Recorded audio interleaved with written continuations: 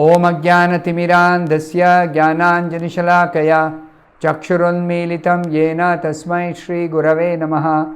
Nama Om Vishnupadaya Krishna Presthaya Bhutale Srimate Bhaktivedanta Swamin Nitinamine. Namaste Saraswate Deve Gauravani Pracharine Nirvishesha Shunyavadi Paschatya Deshatarine. Jaya Shri Krishna Chaitanya Prabhu Nityananda Shri Advaita Gadadhara Srivasadi Gaura Bhakta Vrinda. Hare Krishna Krishna Krishna Hare Hare Hare Rama Rama Rama Hare Hare. Om Namo Bhagavate Vasudevaya Narayanam Namaskritya Naram Chaiva Narottamam Devim Saraswatim Vyasam Tato Jayam Mudirayet. In this session, we'll be discussing from the 6th and the 7th verses of the 9th chapter of the first canto of Srimad-Bhagavatam.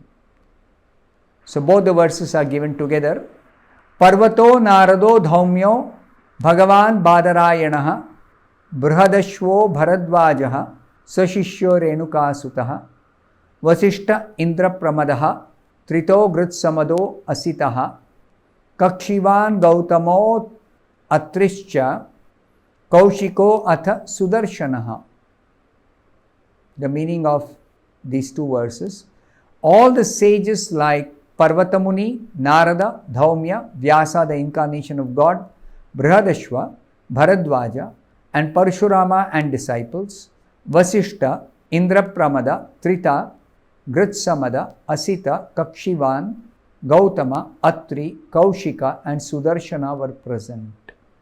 So long list of so many names of sages, rishis, all varieties of rishis, devarshis, brahmarshis, and rajarshis.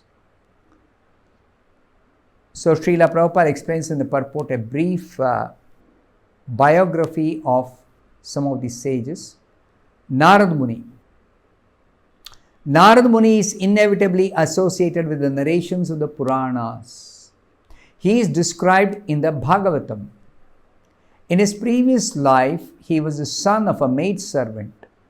But by good association with pure devotees, he became enlightened in devotional service. And in the next life, he became a perfect man, comparable with himself only.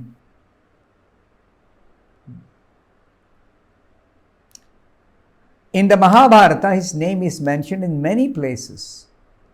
He is the principal devarshi or the chief sage amongst the demigods. He is the son and disciple of Brahmaji, and from him the disciplic succession in the line of Brahma has been spread. He initiated Prahlad Maharaj, Dhruva Maharaj, and many celebrated devotees of the Lord. He initiated even Vyasadeva, the author of Vedic literatures.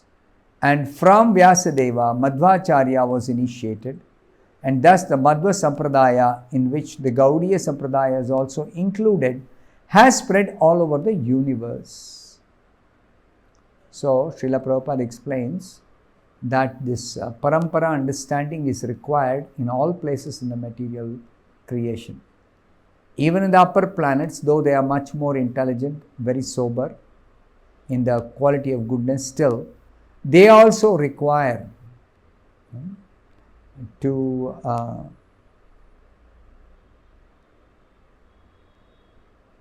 hear from the authoritative sources and actually gather proper knowledge.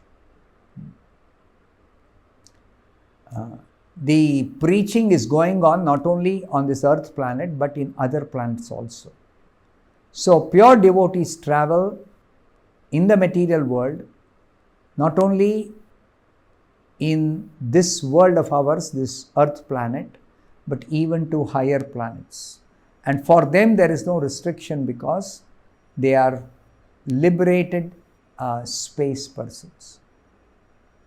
Sri Chaitanya Mahaprabhu belonged to this Madhva Sampradaya.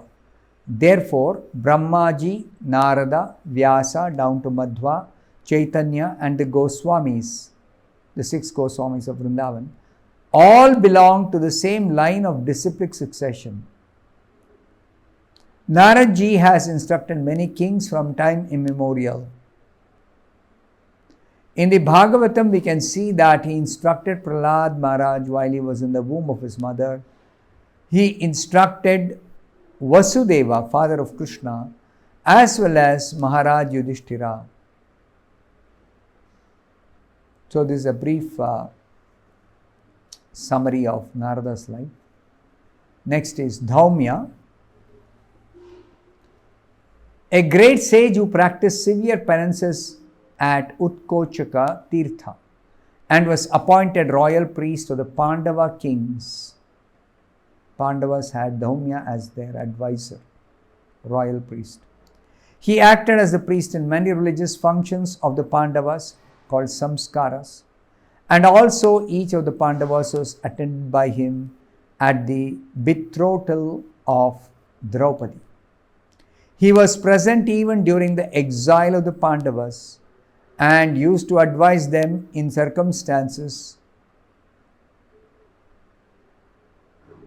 when they were perplexed. See, the sages are always guiding all categories of people. Particularly the Pandavas, when they were in exile, they required a lot of guidance. So, they were accompanied by great sages, and one of them is this Dhaumya Rishi, who actually used to clear their confusion.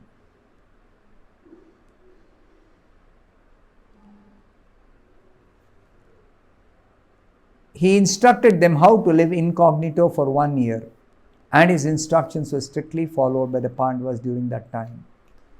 The Pandavas were sent away to exile in the forest after the Kauravas challenged them to a gambling match and cheated the Pandavas in such a match, and therefore the Pandavas had to be defeated and they went away to the forest 13 years. Now, 12 years they lived normally, but 13th year they were supposed to hide and nobody should discover them, that here are the Pandavas. So,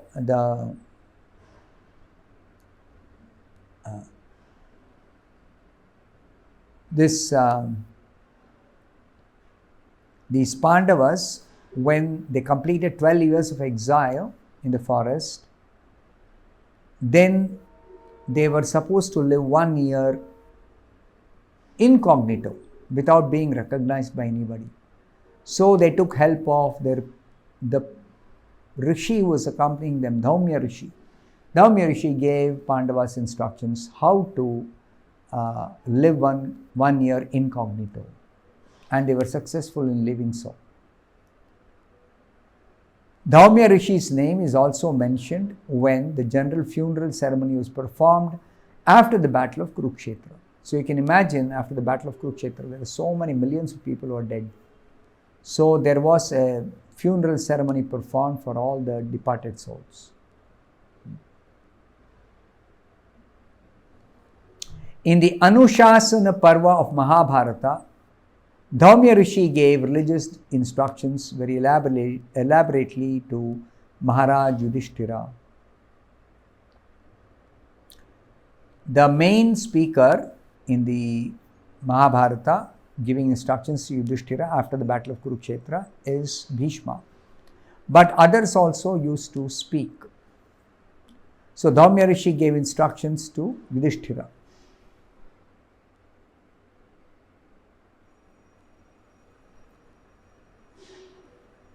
Dhaumya Rishi was actually the right type of priest of a householder, for he could guide the Pandavas on the right path of religion. You see, guidance is required from a transcendentalist. And generally householders require guidance from saintly persons, from sages, from sannyasis, from traveling mendicants, like that. They require this spiritual enlightenment, guiding them progressively on the right path. A priest is meant for guiding the householder progressively in the right path of ashrama dharma or the occupational duty of a particular caste. So Brahmanas have got their duties, Kshatriyas have got their duties, Vaishyas have got their duties, Shudras have got their duties. So everybody is guided by the great sages in the Vedic culture. The sages, saints and Brahmanas were especially meant for such functions where the householders have to do some particular rituals. Next, Srila Prabhupada describes, in summary, the biography of Vyasadeva. Vyasadeva is also called Badarayana. So Vyasadeva has got many names that is mentioned by Srila Prabhupada in the beginning of this purport. He is known as Krishna, Krishna Dvaipayana, Satyavati Sutta, Parasharya,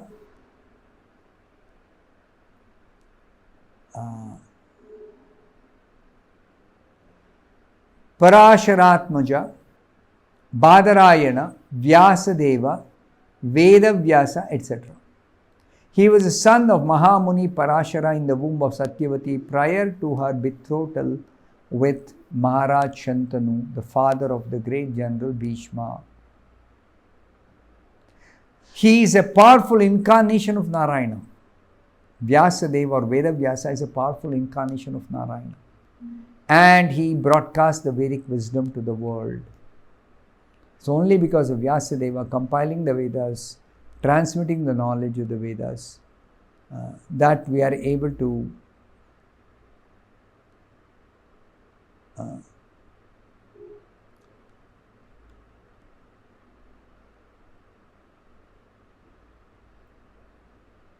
understand the Vedic knowledge. As such, Vyasadeva is offered respects before one chants the Vedic literature, especially the Puranas. Narayanam namaskritya naram chaiva narottamam devim saraswatim vyasam. Namaskritya, vyasam. So Vyasa is particularly offered respects before beginning the narration of the Puranas or even the Vedic literature. Shukadeva Goswami was the son of Vyasadeva, and rishis like Vaishampayana were his disciples for different branches of the Vedas. Vyasadeva is the author of the great epic Mahabharata and the great transcendental literature Bhagavatam. Whatever Bhagavatam we are discussing, it is recorded or written by Vedavyasa or Vyasadeva. The Brahma Sutras or the Vedanta Sutras or Badarayana Sutras were compiled by Vyasadeva. Among sages, he is the most respected author by dint of severe penances. Vyasadeva performed a lot of penances.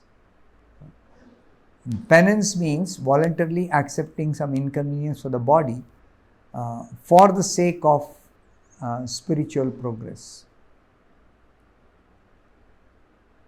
When Vyasadeva wanted to record the great epic Mahabharata for the welfare of all people in the age of Kali, he was feeling the necessity of a powerful writer who could take up his dictation.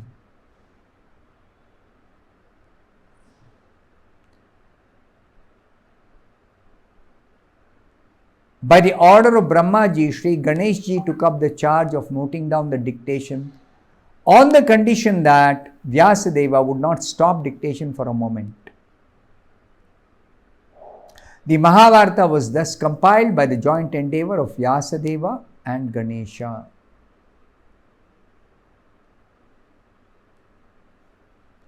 By the order of his mother, Satyavati, who was later married to Maharaj Shantanu, and by the request of Bhishma Deva,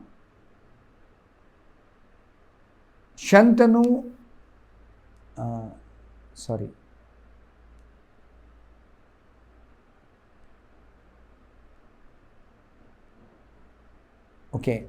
the sentence is, by the order of his mother Satyavati, And by the request of Bhishma Deva, Vyasadeva begot 3 brilliant sons whose names are Dhritarashtra, Pandu and Vidura. The Mahabharata was compiled by Vyasadeva after the battle of Kurukshetra and after the death of all the heroes of Mahabharata. This Mahabharata was first spoken in the royal assembly of Maharaj Janmejaya, who was the son of Maharaj Parikshit. So that's about Vyasadeva. I'll stop here. Thank you very much. Hare Krishna.